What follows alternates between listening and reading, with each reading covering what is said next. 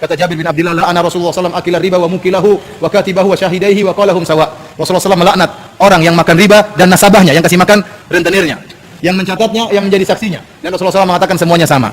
Dan tidak diragukan orang yang berhubungan dengan bank konvensional, kemudian dia pinjam uang untuk berusaha, kemudian dengan bunga, itulah bunga riba yang disepakati oleh para ulama. Itulah riba. Berarti kita termasuk dalam laknat Rasulullah SAW.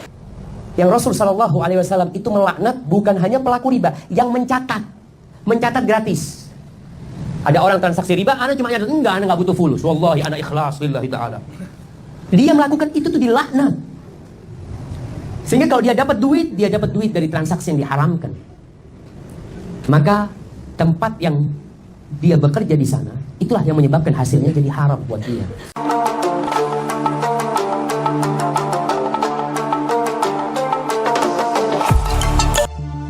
Nyata tidak, gaji dari pegawai bank konvensional hukumnya mutlak haram karena transaksinya dianggap riba. Para ulama, bahkan kaum muslimin, memang sepakat tentang haramnya riba, karena dalam Al-Quran hal tersebut disebutkan secara jelas dan pasti. Wa ahallallahu al-bai'a wa harramar riba, yang artinya, padahal Allah menghalalkan jual beli dan mengharamkan riba. Quran Surat Al-Baqarah ayat 275. Rasulullah Shallallahu Alaihi Wasallam bersabda, sebagaimana diriwayatkan Imam Bukhari dan Imam Muslim, la'ana akilar riba wa mu'kilahu wa syahidaihi wa katibahu. Allah mengutuk pemakan riba dan pemberinya makan, kedua saksinya dan pencatatnya.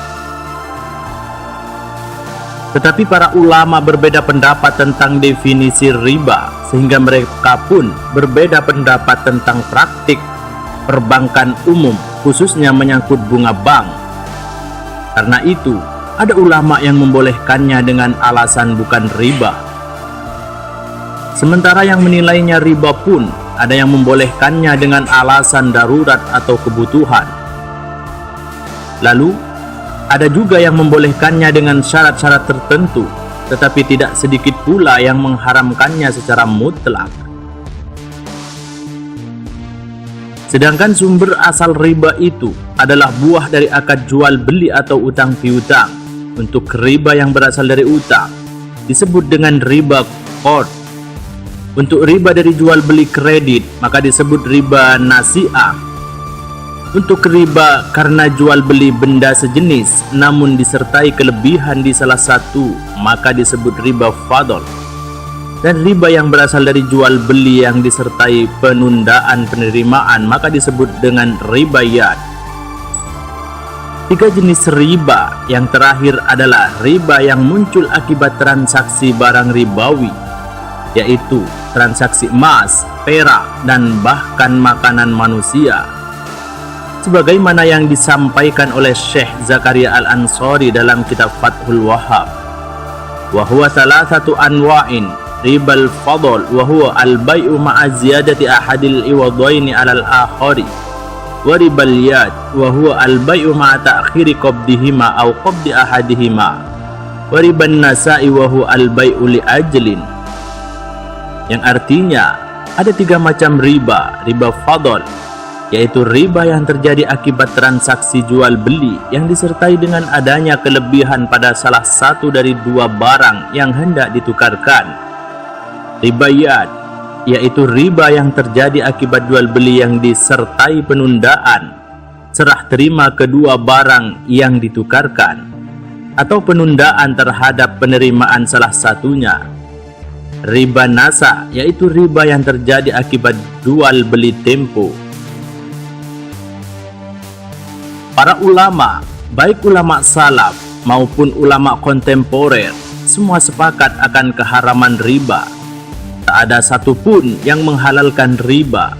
Akan tetapi, terhadap bunga bank sebagai permasalahan kontemporer, para ulama berbeda pandangan apakah termasuk riba atau bukan.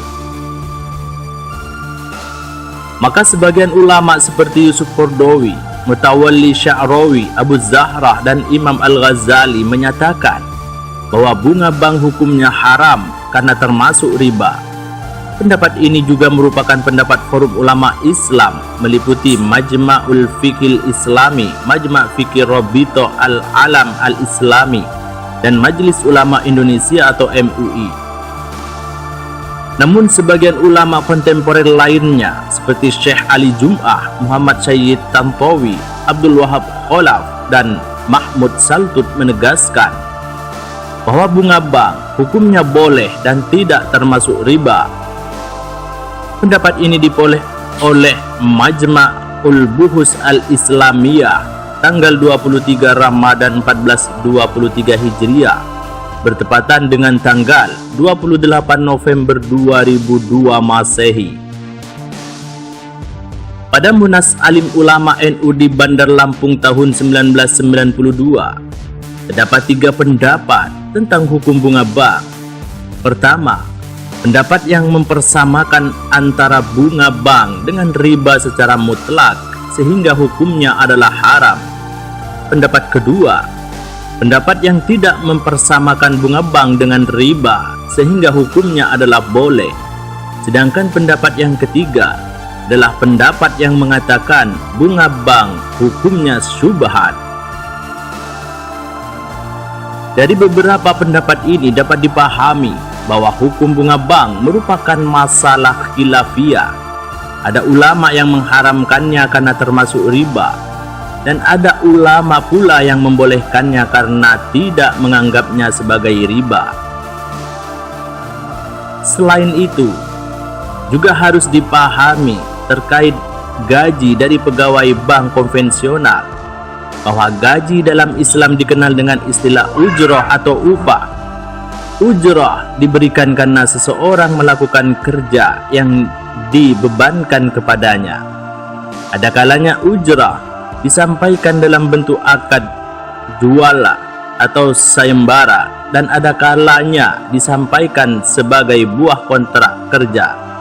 Sebagaimana Nabi Shallallahu Alaihi Wasallam bersabda, "Ajruka ala qadri nasabika."